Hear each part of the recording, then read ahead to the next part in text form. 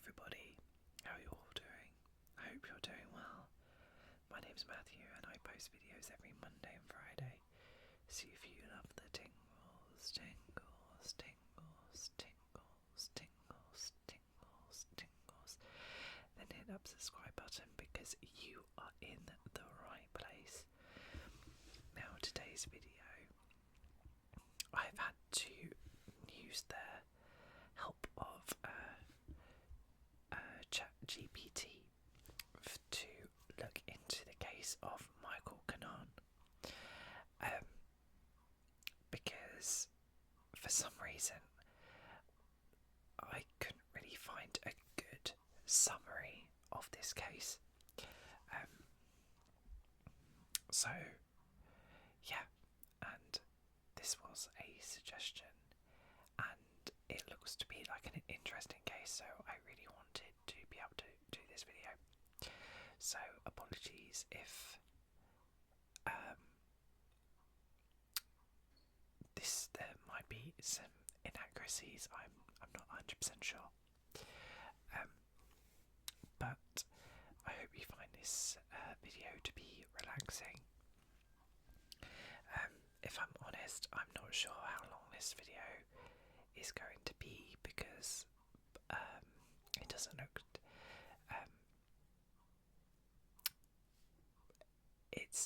It's not a long case to read out, if that makes sense. Anyway, I'm going to stop the rambling and get into the case of Michael Kanaan. So he is a figure whose name has become synonymous with violent crime in Australia. Born in 1975 and hailing from a family of Lebanese descent in Sydney, Kanaan's criminal trajectory in the late 1990s shocked the nation. This comprehensive account explores his early life, his notorious crimes, the subsequent investigation, his arrest and conviction, and the enduring impact of his actions. So, Michael Kanaan's early life is not extensively documented, but it is known that he grew up in Sydney, Australia. His family background and socio-economic environment he was raised in may have influenced his later involvement in criminal activities. By his early 20s, Kanaan had become deeply entrenched in the world of organised crime, associating with violent gangs that operated within the Sydney underworld.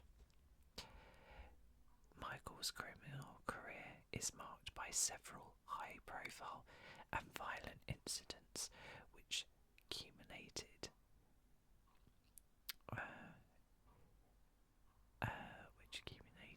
in his capture and imprisonment. His activities during this period showcased a bizarre disregard for law and human life. The triple murder at 5 Dock on June 30th, 1998. One of the most shocking crimes attributed to Michael Kanaan was the triple murder at the 5 Dock home of the Ibrahim family in Sydney. On the night of June 30th, 1998, Kanaan and his associates stormed into the home and executed 3 men, Bassam Chamni, and Danny Karam, and Ronald Singleton.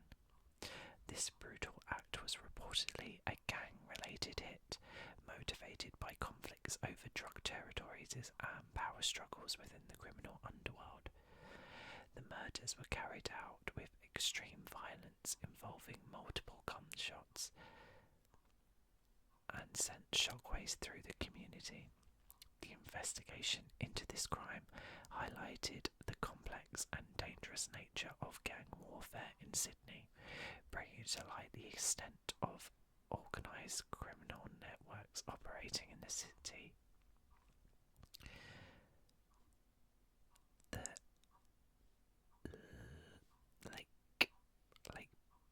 Lakemba shootout. August 15th, 1998. Just over a month after the Five Dock murders, Kanaan was involved in another violent incident that further cemented his notoriety. On August 15th, 1998, Kanaan and an associate engaged in a shootout with police officers in the Sydney suburb of Lakemba. I apologise if I've butchered any of these words. If you've watched my videos long enough, you know I butcher many words. Unintentionally, I do apologise. The officers had been conducting surveillance on Kanaan and his associate as part of their investigation into gang-related activities. The surveillance operation quickly escalated into life-threatening situation. When Kanaan and his accomplice ambushed the police officers, opening fire without hesitation, the resulting gun battle was intense and chaotic, putting the lives of both the officers and civilians at risk.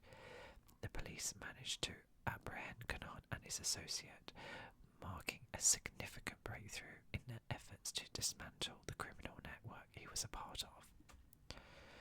The murder of Edward Lee, October 17th, 1998. The murder of 14-year-old Edward Lee on October 17th, 1998 stands as one of the most tragic and senseless acts of violence in Kanaan's criminal career. Lee was shot dead in the suburb of Punchbowl in an incident that shocked the community and the nation.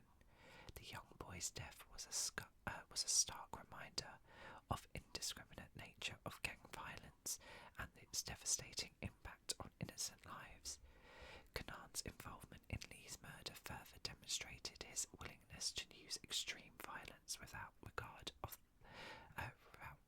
for age or innocence of his victims. The crime, perhaps more than any other, highlighted the urgent need for law enforcement to intensify their efforts to combat gang-related violence. Sorry, frog in my throat. The violent spree came to an end following Kanaan's arrest after the Lakemba shootout. His apprehension was a significant milestone for the New South Wales Police Force, who had been tirelessly working to curb the rising tide of gang violence in Sydney. The subsequent legal proceedings against Kanaan were extensive and closely followed by media and the public. Michael Kanaan's trial was a major legal event characterised by intense media scrutiny and public interest.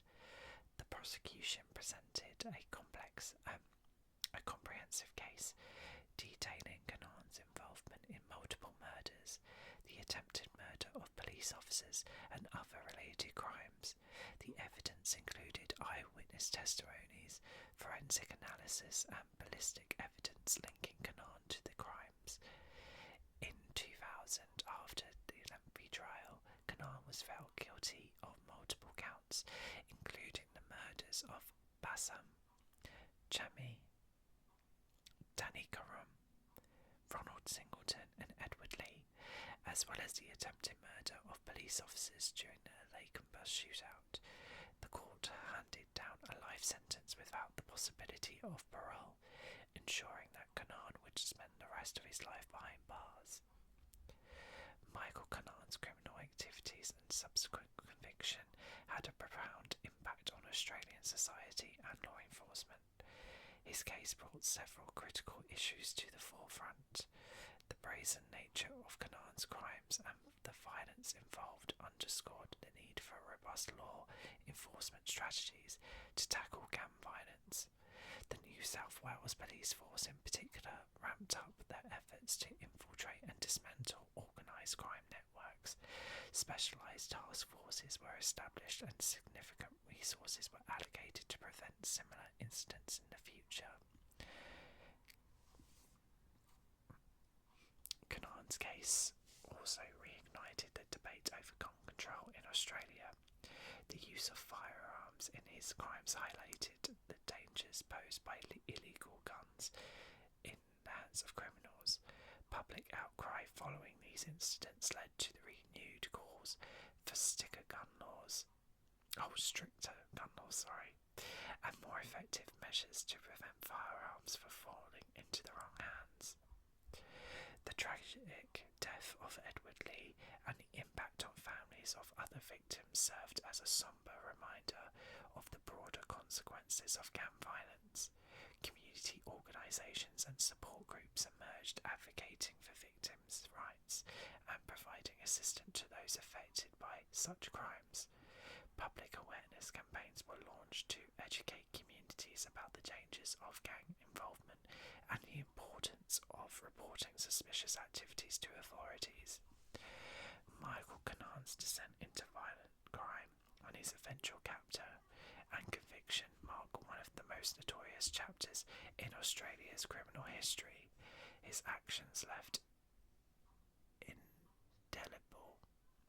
indelible mark on communities affected by his violence and spurred significant changes in law enforcement and public policy. Kanaan's life sentence serves as a testament to the consequences of engaging in such heinous activities and underscores the determination of law enforcement to bring dangerous criminals to justice. The case of Michael Kanaan remains as a stark reminder of destructive power of gang violence and the ongoing need for vigilance, community engagement and robust law enforcement to ensure public safety and justice. God. This is such an interesting case. Like, I wonder, like, what led him down this path. I know they kind of said, like, his upbringing could have led to, could have led to this, led to his involvement into crime. But it'd be interesting, like, what was it, like, how did he fall into it? Like, was he friends with someone, and then did he just get lost in that? Like, it's an interesting case, and it's a shame there wasn't more information, like any articles. Like, there was a couple of articles from Australia, but I had to sign up, I had to subscribe to the newspaper to be able to read the full article. But I think that would have been interesting. This is just like a brief summary, I guess, of kind of what happened and stuff like that. But now I'm intrigued. I want to know more. Like, yeah, what was going on at that time? Like, why did he kill those people? What was the reason? And I mean, by the sounds of it, there was at some point it didn't matter who this person was or whether or not they were innocent, or clearly at some point it then just didn't matter. Another thing that would be interesting is obviously the crimes I kind of I read out to you. There must have been more. Like, he clearly has been building up. I mean, these must have been like big ones, but he must have done other things, because he was quite notorious within the underground, like, criminal world. So yeah, there's definitely a lot of interesting points to this case. And again, it's great that he's been able to